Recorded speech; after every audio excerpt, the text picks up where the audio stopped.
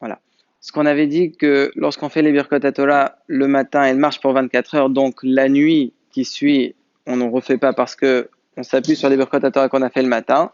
C'est valable uniquement si on n'a pas dormi pendant la nuit chez Nat Reva.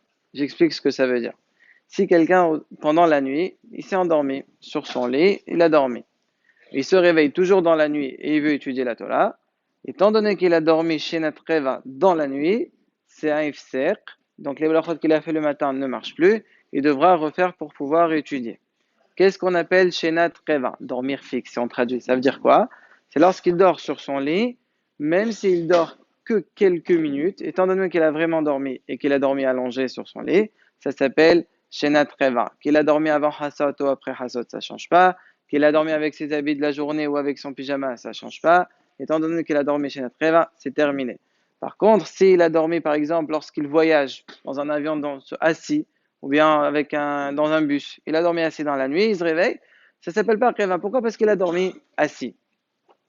Maintenant, une fois qu'il étudie, la nuit est encore longue, il est parti se rendormir une deuxième fois.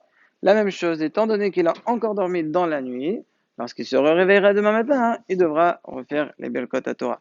C'est uniquement si il est resté réveillé tout le reste de la nuit et que le jour se lève et là après, s'il veut se rendormir, il se rendort. Là, il ne refera pas. Pourquoi? Parce que comme il est parti dormir une fois que le jour s'est levé, ça s'appelle qu'il a dormi dans la journée. Dormir dans la journée, c'est pas un ifser l'anian berkot Torah, donc il ne devra pas refaire la bracha. Ça suffit.